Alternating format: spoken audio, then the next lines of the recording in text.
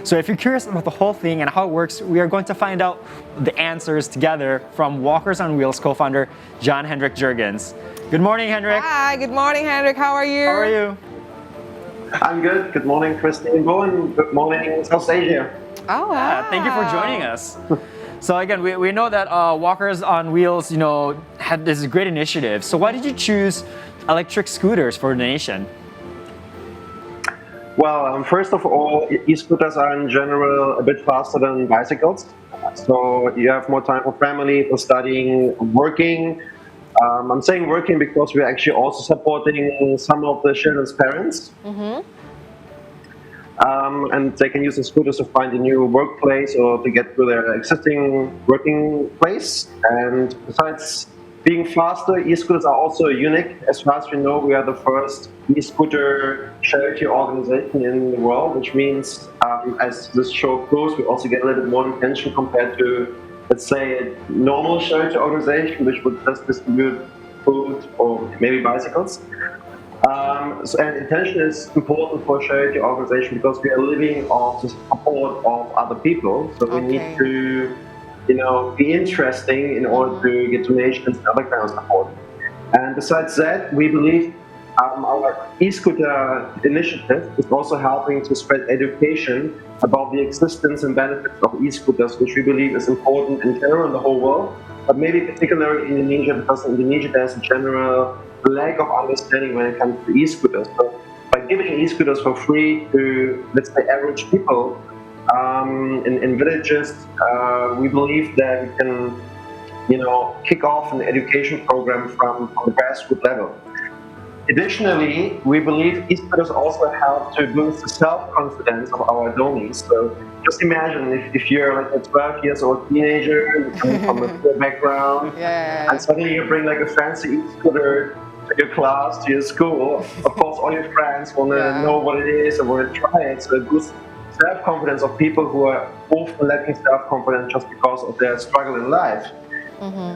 But in any case, we are also open to distribute bicycles. I mean, we are not promoting it yet, but if someone wants to donate a bicycle to us, we are also happy to give this to our families, especially if they're not living too far away from school and maybe don't have too many hills there. But for health, again, e-scooters are generally better, at least those that have enough power to go uphill. Yeah, that was very nice because I can feel like if I was 12 years old and I'm driving electrical scooters, it will give you another euphoria and another confidence. So, Henry, can you tell us more about the reason why Tabanan areas that you choose to receive the donation? It's more or less coincidence that it's Tabanan, but it's not coincidence that it is Bali, because in Bali we have actually my own company. It's called Scooters Corporation. So we were the first e-scooter company in Indonesia and then also in Bali, of course. And our charity organization is cooperating with Scooters Corporation for the maintenance of the e-scooters and also for the distribution of the e-scooters. So that was a major reason to use Bali as a starting province for our charity project. And then Tabanan is really coincidence because we are cooperating with a couple of other charity organizations. I guess the biggest one that you might know is SOS Children Village. And they provide us the contact data and addresses of those families that we are supporting. And many of their supported families are in Tabanan. And that's why we started Tabanan. It doesn't mean that we only do Tabanan, but at the moment we are only in Tabanan because our charity organization is still relatively new. We just started this year, and there were some delays, of course, because of Corona, and the schools were closed for a long time as well. So as soon as we are a bit bigger, we are also open to go even outside of Bali, to just Tabanan in the future. Yeah, that's great. Nice. Expanding outside of the Bali. Now, specifically, when you're talking about the recipients of the donation, how do Walkers on Wheels choose the recipients for the donation, whether it's a scooter, e-bike, or whatever it may be? Okay, excellent question. First of all, as I said earlier, to identify the families, we are working with other charity organizations, so they give us the contact data that we know that those families are in need. And then we either visit the families or we phone them if they have a phone, or chat them if they even have WhatsApp. Some of them have also WhatsApp and smartphones. And then we ask them to fill out a questionnaire. So we ask them, how many family members do you have? How old are your children? Do you already have any vehicles? If you have maybe a motorbike, bicycles, or whatever. How far are the children away from school? How far are the parents maybe living away from work if they actually have work? And then based on that information, we decide whether they get, for example, a scooter with 2 seats. Believe it or not, there are also e-scooters with 1 or 2 seats. Not all e-scooters are stand-up scooters. And then if they live, for example, in a very remote area with bad roads, then we rather give them e-scooters with bigger tires. Yeah. But if they live in a flat area and maybe not too far away from school, then they would rather get a small scooter with the smaller tires. Yes. One thing for sure, if we are talking about scooters, I still remember when I was 8 or 9, I have one manual scooters, you know. I have to make it work with my own feet, and it's very, very fun and tiring at the same time, but it will be different with the with the electrical scooter. And by the way, Hendrik, what is the standard features of the Donate scooters? And as we know, horns and light and mechanical breakers are mandatory according to Transport Ministry regulation in Bali. Okay, so at the moment, the only really mandatory requirement from Walkers on Wheels side is that the tires have at least 8.5-inch diameter. It's because in Bali you often have holes in the roads, and we want, of course, our children to, and also parents to, be safe on the road. So the tire size is really important in our opinion.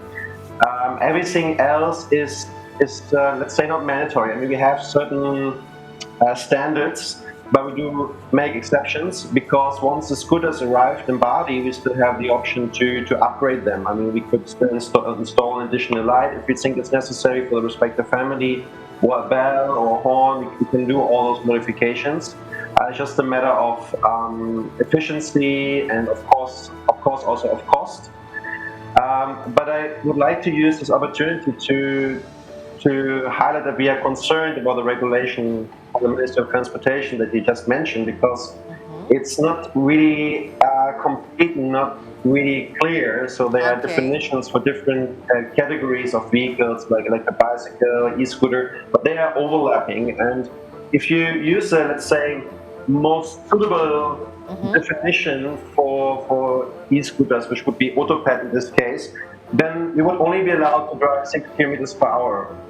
And if you, I mean, the children even walking faster than 6 kilometers per hour.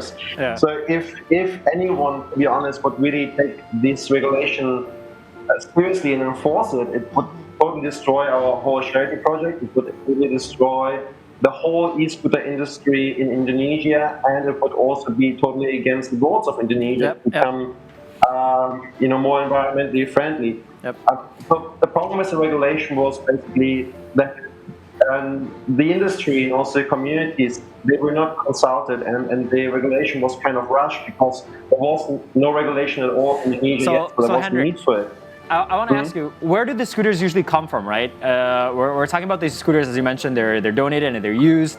Where do they usually come from? Is Indonesia one of the sources, or are a lot of them from abroad as well? The majority of e-scooters are coming from Singapore. There are 2 main reasons for that. The first reason is that Singapore made in 2019 new strict regulation regarding e-scooters, so they are now only allowed on bicycle lanes there, but the bicycle lane network is not fully connected, so it's difficult to get to the next bicycle lane from your office or from your home, which means that this new regulation is almost like a ban. And that meant for many businesses, e-scooter businesses, that they couldn't sell their e-scooters anymore, and also privately couldn't use them anymore. So there are still a lot of people and businesses who don't know what to do with the e-scooters, because throwing them away is also connected to some cost. So that's one reason why we got a lot of donation from Singapore. The second reason is that the other co-founders, or 3 other co-founders, are from Singapore: Ethan, Wilson, and Ginny. Ginny Gunn was actually the initiator of the whole project, and they have still a good network there. I also used to in Singapore, so they have a good network there. So that's why most of the scooters came from Singapore. However, due to cost reasons, we are also looking for e-scooters from Indonesia, of course. It's just like in Indonesia, there are not that many e-scooters yet, not that many people who want to give them away for free. But what we also do is we use donations to buy e-scooters for the cost price. So, and in this way, we already managed to acquire a couple of scooters from Indonesia as well. But once again, most of them are from Singapore. Nice one. By the way, Hendrik, do you provide the safety driving guides and tasks for the recipients? Yes, absolutely. That's not only because these scooters are motorized, and maybe the shouldn't forget, it's not a traditional kick scooter as the one you used to use in your childhood. It's a really motorized vehicle with partly really high speeds.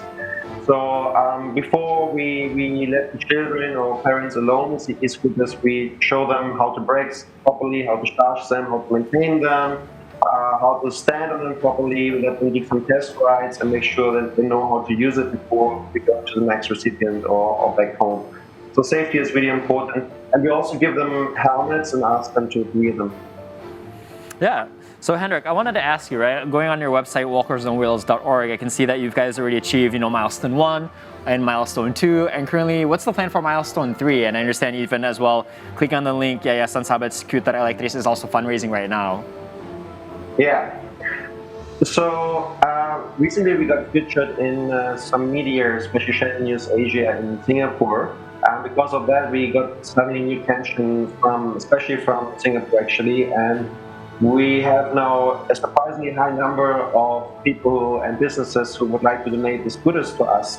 We're still trying to figure out how many we actually want to accept because we don't have enough liquidity or donations at the moment to import a high number of e-scooters from Singapore. Even if we get them for free, importing them to Indonesia is expensive, unfortunately. Another problem is that most of those donated scooters are second-hand, and Indonesia usually doesn't allow us to import second-hand products. So we have to do two things now. We have to figure out how to get permission to import second-hand e-scooters from Singapore. The second thing, as you already mentioned, we are currently running a campaign on Kita Visa. So you guys can find us there at Walkers on Wheels to get additional money to import those scooters and also maintain them afterwards, and also to buy a new helmet. So I guess our next milestone is to reach to get 900 million rupiah in donations so we can distribute another 90 scooters. Wow, that was nice. I'm curious, how do again, I understand you're fundraising and you have previously done fundraising. How do the donors ensure and know that you guys are using the donations wisely?